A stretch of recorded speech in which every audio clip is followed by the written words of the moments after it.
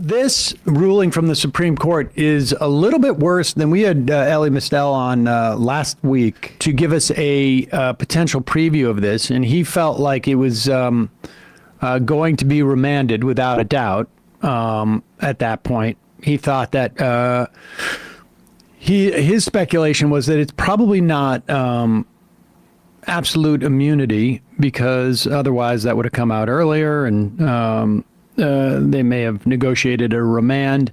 And it appears actually to be worse than I think a lot of even the most jaded Supreme Court watchers have followed, in part because there does not seem to have been a particular test for unofficial or official acts that can be broadly applied.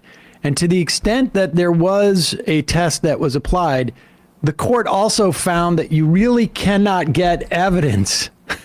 And we'll get deeper into this tomorrow, but you cannot collect evidence, or I should say, you cannot collect almost the only evidence that would be available to establish that something was an unofficial act.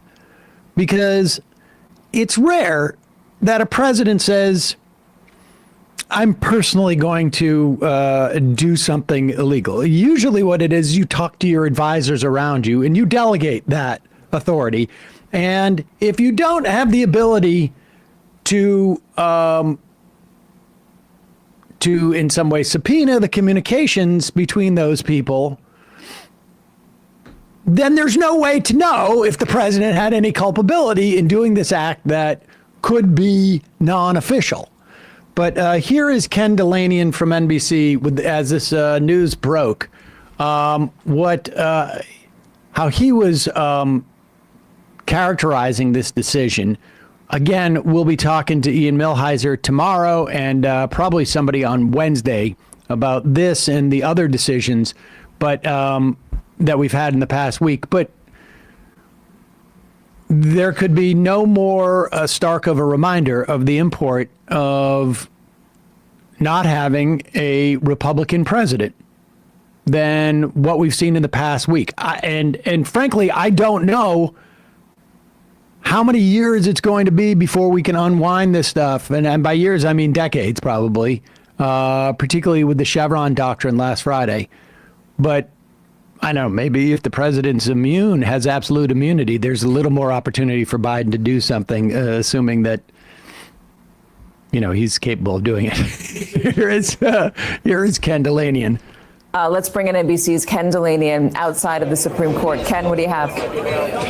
Yeah, Katie, I think the analysis here has been spot on. The decision goes a long way to say that the president is not above the law and that private acts, unofficial acts, are not immune. But if you look at what the implications for Jack Smith's indictment of former President Trump, they appear to be dire, because there's a whole section in the indictment about Donald Trump's efforts to enlist the Justice Department to allegedly falsely proclaim that there was fraud in the election, write letters to states. That is completely out, according to this decision. And then you get to his conversations with Vice President Mike Pence, which are a key part of the indictment. This decision says that there's a presumption that those are immune, but that prosecutors could seek to rebut that in the lower courts. And then it also says that his public statements, the public statements of any president, are largely immune. And so the speech at the Ellipse, any social media, the tweets, the Truth Social posts by Donald Trump about January 6th, that is largely out of this case. What is possibly remaining in the case are Donald Trump's and his allies' conversations with state officials, with private parties, in their efforts to get state officials to conduct investigations into bogus allegations of fraud. And what this decision says is that all that has to go back down to the district judge, who has to scrutinize in close detail every single one of these allegations and decide what constitutes private conduct, what could possibly be official acts. And then, of course, that's appealable. And so the idea that this case could go to trial before the election is completely out the window. That's not happening. And in fact, it could take a year or more to sort through this stuff, even if Donald Trump doesn't win the election and this case still goes forward.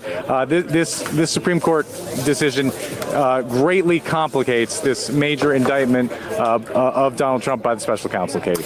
We're going to talk to legal experts about this, but it appears that as long as you're dealing with federal government apparatus, there is no unofficial act that you can take as president, which is just absolutely bizarre. That's going forward. And then, as mentioned there, this also retroactively hamstrings Jack Smith and the federal prosecution from using a big tranche of evidence against Donald Trump in the January 6th case. That's all because it has to do with, I mean, it sounds like if you were the president and you ordered as commander in chief the military to take over the government on your behalf, that by this definition it would be legal. Now, That sounds very say you're official. Richard Nixon and you tell the CIA to say, put this Watergate thing to bed. Would that be an official act? I mean, this is we're going to be talking again to Ian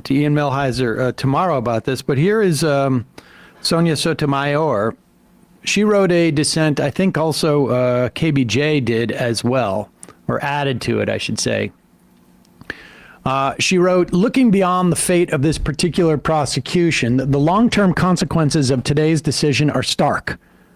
The court effectively creates a law-free zone around the president, upsetting the status quo that has existed since the founding. This new official acts immunity now, quote, lies about like a loaded weapon, end quote, for any president that wishes to place his own interest, his own political survival, or his own financial gain above the interests of the nation. The President of the United States is the most powerful person in the country and possibly the world. When he uses his official powers in any way, under the majority's reasoning, he now will be insulated from criminal prosecution. Orders the Navy SEAL Team 6 to assassinate a political rival? Immune. Organizes a military coup to hold power? Immune. Takes a bribe in exchange for a pardon? Immune. Immune, immune, immune. Let the president violate the law. Let him exploit the trappings of his office for personal gain. Let him use his official power for evil ends. Because if he knew that he may one day face liability for breaking the law, he might not be as bold and fearless as we would like him to be. That is the majority's message today. Even if these nightmare scenarios never play out, and I pray that they never do, the damage has been done. The relationship between the president and the people he serves has shifted irrevocably. In every use of official power, the president is now a king above the law. I mean, so, again, we're going to talk to Ian Millhiser about this, but someone who seems to be fairly well versed in constitutional law, that being Sonia Sotomayor, believes that the standard that they have set, there doesn't even seem to be any type of like balancing test. So much for original intent. I mean, this is exactly like, even in the rosiest depiction of the founding fathers, which I think, eschew, you could say that they didn't want a king. But this is exactly what allows for more executive power, almost king-like, as Sotomayor says in this She is saying that basically all that it takes to constitute an official act is not the intent, it is not the outcome, it is not the motivation. It is simply the fact that, are you the boss of this person? Under the way that the Constitution and statutes were, are you the boss of that person? In that case, you can tell them to do something illegal, and you, as the president, have no liability for that illegality. This is a failure of liberal institutions and the maintenance that the Democratic Party thought that they have been operating under for many, many years, as opposed to being proactive. They've been putting a paint job on this corrupt Supreme Court. I mean, I hope Dick Durbin's enjoying his vacation right now, but I want people to look at this and understand that because of like an octogenarian class in the Democratic Party that's held on to power for way too long, we have allowed for a right-wing takeover of the Supreme Court. This began when Ruth Bader Ginsburg refused to retire under Obama because she wanted the first female president to appoint her replacement, and died right before Trump left office. And then that was how Amy Coney Barrett got onto the court.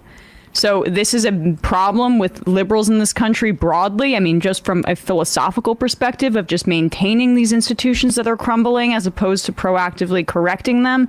And then also a class of Democrats, and we'll talk about Biden later, but who are clinging onto power despite their clear age limitations, for their own self-interest as opposed to the very dire interests of this country at this moment. We are in at a critical point, and this should not scare people into refusing to have this conversation about Biden right now. It should remind people of the perils of allowing for these very powerful people to hold on to power even when we know that they're nearing the end of their lives. I mean, there's also, a cohort of people who don't take the court seriously as an electoral matter.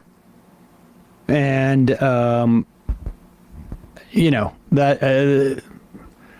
I think there's plenty of blame to go around. Obama, refusing to put multiple nominees up and use that at least on a political level.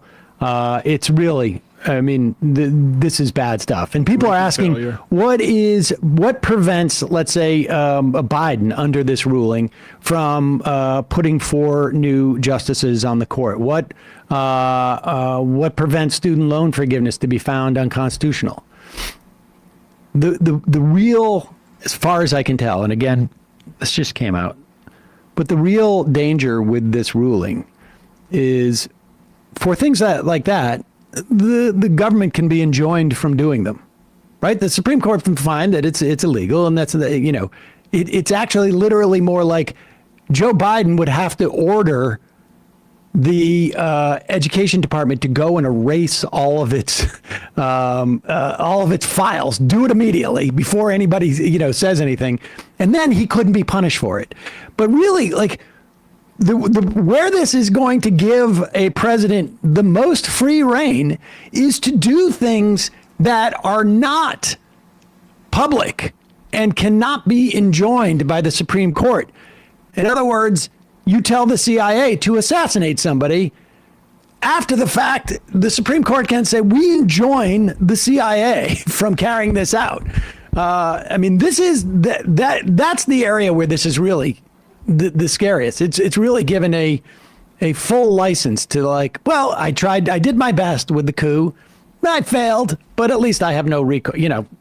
I get another bite at the apple, essentially, as president. That's the real problem. Hey, folks, don't forget to hit the subscribe button and check out our daily show. We do it every day at 12 p.m. Eastern for about 2.5 hours. We even take phone calls. You should check that out.